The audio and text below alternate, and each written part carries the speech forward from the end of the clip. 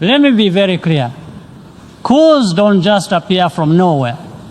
When a country reaches that point, it means something has been going wrong for a long time. When a coup happens in any African country, it is not something that comes suddenly. A coup is usually the final result of many problems that have been building up for a long time.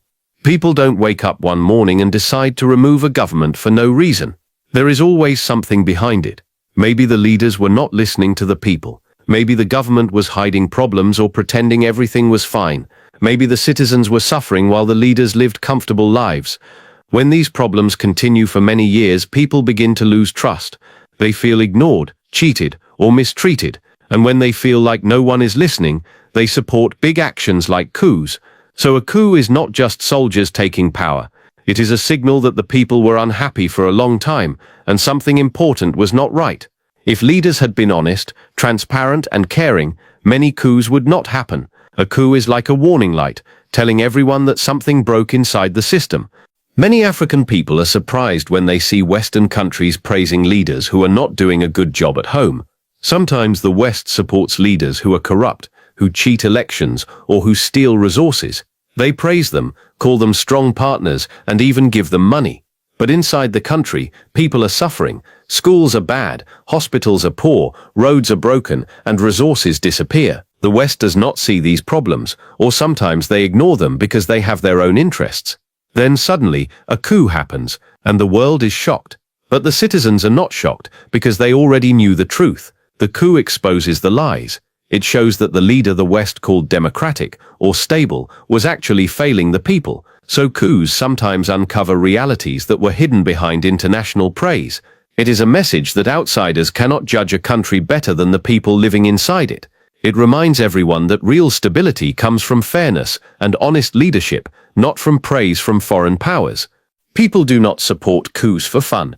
They support them when they feel cheated, ignored, or betrayed by their leaders. Imagine living in a country where leaders promise everything during elections but do nothing afterward. Imagine seeing the rich getting richer while the poor stay poor. Imagine hearing about leaders building mansions in Europe while their own citizens struggle for food. This creates anger. People begin to lose patience. At first they complain quietly, then they protest. When nothing changes, frustration grows, and when leaders still continue cheating or stealing, people reach a breaking point. That is when coups gain support. It is not because citizens love military rule, it is because they feel they have no choice left. A coup becomes a symbol of saying enough is enough. People want honesty, fairness, and respect. They want leaders who care. When that trust is broken, overthrowing the government becomes the only way they think change can happen. And if the new leaders behave the same way, people will turn against them too. This cycle will continue until governments start treating the people with truth and dignity. Not all coups are the same. Some coups happen because a few soldiers want power, money, or control. These are bad coups. They create more problems, more fear, and more suffering. These types of coups are dangerous because the new leaders often behave worse than the old ones. But there are also good coups, at least in the eyes of the people. These are coups where the soldiers or young officers say, "We are tired of corruption, lies, and suffering." They remove leaders who have been cheating elections, stealing resources, or hurting citizens. People see these coups as a chance for change. However, a good coup is only good if the new leaders actually improve the country. Talk is not enough. They must show real progress, better services, less corruption, more fairness, and hope for the future. If they behave like the old leaders, then the coup loses meaning. A good coup must bring good results. If it brings worse results, then people will demand another change. In the end, a coup is judged not by how it started, but by what it achieves. Young people across Africa are becoming more vocal because they feel the future belongs to them, yet they have very little control over it. When youth raise their voices, protest, or even support dramatic actions, it is usually because they feel ignored or pushed aside by older leaders. They want jobs, better opportunities, and a country where their dreams are possible. When leaders don't listen, young people feel frustrated and powerless. This frustration can push them toward supporting coups or big political movements. It does not mean they are always right or always wrong. It simply means they are expressing a real problem, a system that is not giving them space. Leaders should not fear young people. Instead, they should involve them, listen to them, and give them roles in decision-making. When young people feel respected and included, they have no reason to support instability. They become partners in building the nation, not enemies of the government.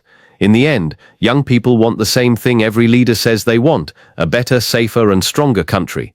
When leaders and youth work together, the nation becomes more stable and hopeful for everyone. One of the biggest reasons people become angry with their leaders is lack of honesty. When a government hides information, makes secret decisions, or refuses to explain problems, people begin to suspect corruption. Rumors grow, trust disappears. This is how conflict begins.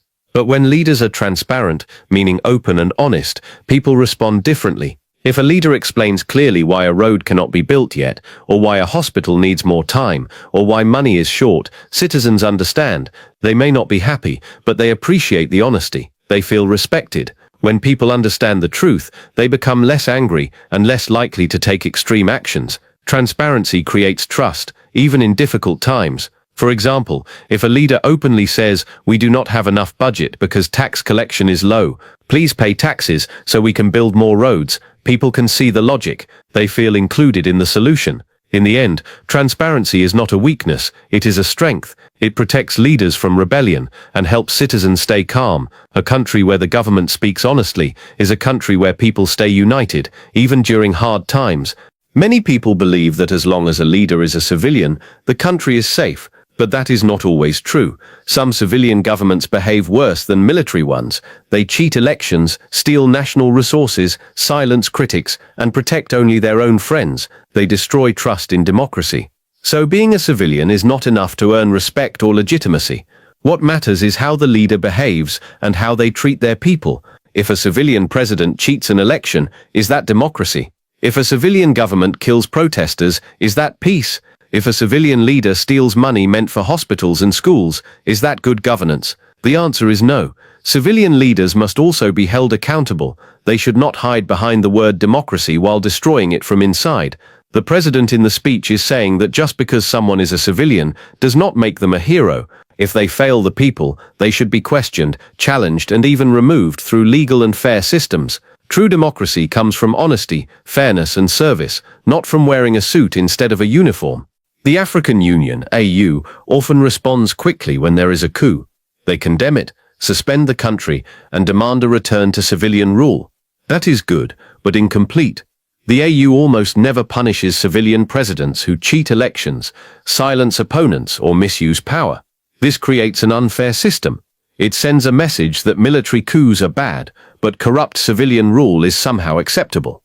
This makes people angry because they see injustice at the highest level. The president argues that the AU should treat all leaders equally. If a civilian leader violates the constitution, cheats elections, or steals national wealth, the AU must act. They should warn, investigate, or even sanction that leader. If the AU only focuses on coups and ignores deeper governance problems, the cycle of coups will continue. People will feel they have no peaceful way to remove bad leaders. But if the AU becomes stronger and fairer, holding both military and civilian leaders accountable, then Africa will have more stability. A balanced AU creates hope. It shows citizens that justice is possible without violence. Congo DRC is one of the clearest examples of how foreign interests can shape African politics in a negative way. Congo is rich in cobalt, a mineral the whole world needs for phones, electric cars, and batteries. Because of this, powerful countries pay more attention to Congo's minerals than to its democracy. The president in the speech explains that some foreign governments support leaders in Congo not because they are fair or elected, but because they protect their business deals. Leaders who were never properly elected are praised as partners, even when everyone knows the election was fake. This makes the people feel helpless because no matter how they vote, the result is already decided behind closed doors. When foreign countries call and say, "Support this leader, give our company cobalt contracts," it becomes clear that democracy is not the real priority, minerals are. They see their country being used while they remain poor. When people realize outsiders are controlling their political future, they lose faith in elections. This situation is a major reason why instability grows. It shows that Africa must protect its own interests first, or foreign influence will continue destroying trust in democracy. A coup is not the real disease, it is a symptom of a bigger problem. When you see a coup, you should understand that something inside the country was already broken. Maybe corruption was high, People were suffering, or leaders were refusing to listen.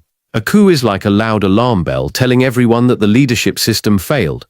If a government was fair, transparent, and respected by the people, no coup would gain enough support to succeed. So instead of only blaming the coup makers, we must ask, why did the people lose trust in their leaders? When citizens feel ignored, hungry, or mistreated, they become desperate. And desperation leads to risky actions, including coups. Good governance, honesty, fairness, service to the people prevents coups. Bad governance, corruption, lies, election cheating invites them. So the real solution is not to simply condemn coups, but to fix the root causes.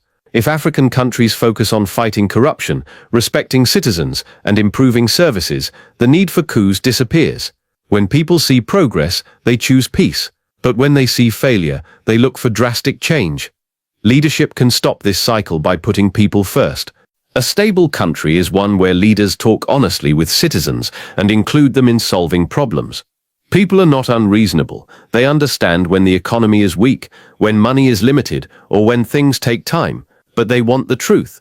When leaders explain clearly why a project is delayed or why the budget is small, people feel respected. They feel part of the nation's journey. But when leaders hide information, show arrogance, or make decisions without consultation, people feel disconnected. They believe the government does not care about their problems. This creates anger and disappointment. Involving citizens means more than giving speeches. It means listening to them, asking for their ideas, and showing them how decisions are made. It also means being honest about challenges and showing real effort to solve them. When people feel they are included and informed, they are less likely to protest or support coups. They become partners in building the country.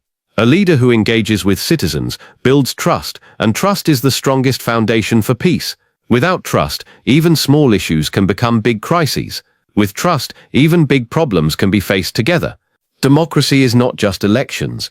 It is not just wearing a suit, being a civilian, or receiving praise from foreign countries. True democracy means accountability. Every leader, whether civilian or military, must answer to the people. When leaders cheat, steal, or misuse power and still get support from outside nations, democracy becomes hollow. It loses meaning.